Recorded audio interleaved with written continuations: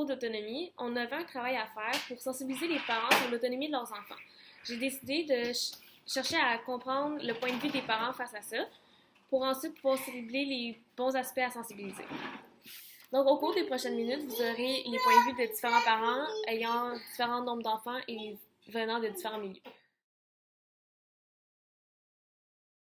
Mon nom c'est Rosalie, j'ai 20 ans, puis mon fils s'appelle Étienne, puis il va avoir 2 ans en septembre, donc un an, un petit peu plus que et demi. Charlène Martin, j'ai 30 ans et mes enfants ont 3 mois et demi. Et bonjour, mon nom est Nathalie Lemay, j'ai 36 ans. J'ai un petit garçon qui s'appelle Frédéric. Lui, il a 2 ans et demi. Puis moi, je suis maman à la maison et j'en attends un autre dans quelques semaines, il s'en vient. Je m'appelle Régent Labbé, j'ai 41 ans, j'ai 6 enfants. Entre 3 mois et 19 ans. Bonjour, mon nom c'est Elisabeth. J'ai 33 ans, j'ai 6 enfants, mon 6e bébé. Puis mon plus vieux a 11 ans, il vient d'avoir 11 ans. Quand il grandit, genre, c'est qu'est-ce qui l'emmène à grandir, puis dans le fond, c'est vraiment intrinsèque. Puis toutes les choses qu'il apprend à faire, puis le processus de ces choses-là, genre. Okay. Des choses par eux-mêmes. Dans le fond, développer l'autonomie, leur apprendre le plus tôt possible à faire des choses par eux-mêmes. Moi, je trouve que c'est pour aider l'enfant à apprendre des choses quotidiennement, qu'il puisse faire des affaires, de le rendre, l'enfant le pousser à sa pleine capacité, selon son âge, bien sûr. L'autonomie, c'est faire les choses par soi-même, être capable de se débrouiller. Je dirais pour les plus vieux aussi, être capable de s'organiser par eux-mêmes. Donc, tu sais, savoir gérer qu'est-ce qu'ils ont à faire un peu par eux-mêmes, c'est très difficile. Plus difficile qu'on pense. Oui, c'est pas mal ça. Ben c'est sûr que ça a une très très grande importance pour moi. Dans le fond, c'est super important qu'il apprenne à faire les choses par lui-même. Puis que, tu sais, mais ce qui est vraiment important là-dedans pour moi, c'est qu'il aille à son rythme. Qu'est-ce que l'autonomie? Ben pour moi, c'est important parce que j'en ai 2. Fait que l'avantage, c'est qu'ils soient capables de faire des petites choses comme, mettons, quand ils vont commencer à manger, les laisser un peu manger par eux-mêmes, ou ben quand ils vont être capables, là, je veux pas les pousser non plus, là. Mais apprendre à faire des petits trucs comme ça pour qu'ils puissent se débrouiller eux-mêmes, que je sois pas tout le temps en arrière à tout faire pour eux. Bien, je trouve que ça fait grandir l'enfant, puis en même temps, bien, ça développe sa débrouillardise. Donc, il va se sentir aussi valorisé dans ça. Ben, c'est important d'avoir de l'autonomie pour être capable de se débrouiller tout seul dans la vie. C'est sûr que c'est très très important. Donc, quand un enfant est tout petit, si tu lui apprends déjà à faire des choses par lui-même, c'est sûr que c'est comme ça allège beaucoup le travail de la maman, surtout quand tu as plus qu'un ou 2 bébés là, qui puissent faire des choses par eux-mêmes, c'est vraiment important. C'est aussi un apprentissage, quand ils sont tout petits, c'est un apprentissage pour plus tard. Donc, quand ils vont rentrer à l'école, quand ils vont être un petit peu plus grands à l'école, s'ils sont capables de faire des choses eux-mêmes, s'organiser eux-mêmes, ou faire des choses eux-mêmes, ça comprend de demander de l'aide aussi, savoir quand ils demandent de l'aide ou pas. Fait que oui, pour l'avenir, c'est très important, commencer tôt. C'est vraiment plus un... Genre, je me considère vraiment plus comme un guide à son autonomie que quelqu'un qui va vraiment le forcer à faire telle chose, qui va le forcer à aller sur le pot, qui va le forcer à manger par lui-même. Je suis vraiment plus quelqu'un qui va l'aider dans ses apprentissages. Ouais, ben, mettons, quand ils vont être capables de prendre des choses, mettons de la nourriture, je peux le mettre sur leur petite table et ils le font eux-mêmes. Ou quand ils vont être plus vieilles, apprendre à faire leur lit, des trucs comme ça, là, se laver par eux-mêmes. Puis tu vas les aider dans le fond. Ouais, selon leur capacité. Ok, parfait. Puis les 2 sont différentes, fait qu'il y en a peut-être une qui va être plus vite que l'autre, puis aller à leur niveau, là, dans le fond. Justement, souvent, je vais le laisser faire des choses seul, bien sûr, avec ma surveillance. Je vais lui faire apprendre, donc quand il était plus bébé, ben, c'est apprendre à manger tout seul, sa dextérité, donc dans sa chaise haute, ben, lui donner quelques aliments pour qu'il puisse lui-même le faire.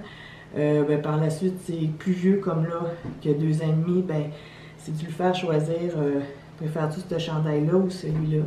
Donc, lui, ça le fait grandir dans ça. Puis en même temps, ben, c'est des affaires sécuritaires aussi. Dans le fond, qui commencent à se tourner, mais on les aide un petit peu, puis on les. En rendant les choses agréables, en faisant comme des jeux pour qu'ils trouvent ça agréable, pour qu'ils aient du plaisir, puis ça les stimule, puis dans le fond, ils ont comme une récompense avec le sourire qu'on a. Ok, moi je suis un petit peu quand même marpoule. Des fois, je trouve que c'est plus facile de faire la chose à la place de l'enfant. Donc, pour ça, j'ai encore des apprentissages à faire comme maman. Mais, c'est ça. Il y a des choses que je laisse pas faire l'enfant, donc il l'apprendra pas, mais tu sais, soit parce que c'est dangereux, soit parce que je trouve qu'il est peut-être un petit peu trop petit. Mais, bon, exemple, là, on parlait, par exemple, les enfants qui s'essuient tout seuls. Moi, c'est sûr que les petits pipis, je vais leur montrer à s'essuyer pas longtemps après qu'ils sont propres. Puis, tu sais, s'essuyer, tirer la chaîne, on rince les mains, tout ça. Puis, les cacas, moi, avec les filles, je vais attendre plus tard pour leur montrer. Jusqu'à l'âge de tu sais, je vais attendre jusqu'à la prématernelle à peu près. Parce que je veux pas qu'ils s'essuient mal puis qu'ils fassent des infections. Puis bon, les petits gars, je trouve ça un petit peu moins dangereux de ce côté-là. Fait que, tu sais, c'est un exemple que je vais leur laisser une certaine autonomie, mais pas toute, parce que je fais attention.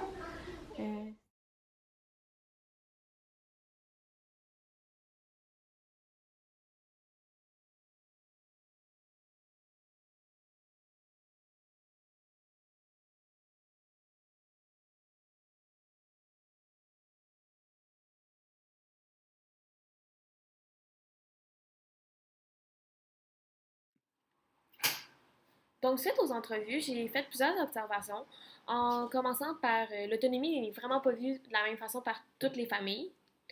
C'est pas instauré tout à la même âge et de la même manière pour chaque enfant autant que de la part de chacun des parents. Puis les parents se voient beaucoup comme étant des guides à l'autonomie pour la majorité, mais il y en a aussi qui se voient comme étant juste un simple support et non pas un guide. Il y en a qui veulent l'instaurer le plus tôt possible, donc qui veulent y aller selon l'enfant, donc qui vont aussi, selon l'enfant, mais aussi selon leur propre préparation de eux-mêmes, comment ils se sentent prêts face à ça. Donc maintenant, je vais vous parler un petit peu plus au niveau théorique, puis pourquoi c'est important d'amener les enfants vers l'autonomie, puis le rôle du parent, les cadres, les limites à instaurer, la présence que le parent doit avoir aussi dans ce processus-là. Donc, le parent a un rôle très important parce qu'il doit être présent pour l'enfant, lui assurer une sécurité, une présence. Afin d'aider l'enfant à acquérir son autonomie, c'est important d'y assurer une sécurité et une présence constante. Dans le fond, au début, pour imaginer un peu la chose, l'enfant est au centre de son environnement, puis nous, on met des limites et des cadres afin d'aider l'enfant à connaître ce qu'il peut faire, ce qu'il peut pas faire, pour pas qu'il essaie de faire des choses qui n'est pas rendu au niveau de le faire. Mais c'est important de comprendre que plus l'enfant grandit, plus qu'on doit agrandir ce cadre-là.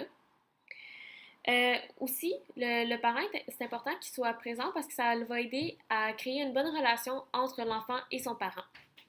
Parce qu'on va démontrer qu'on a une confiance envers lui, puis ça va l'inciter à prendre plus d'initiatives et de gagner en autonomie.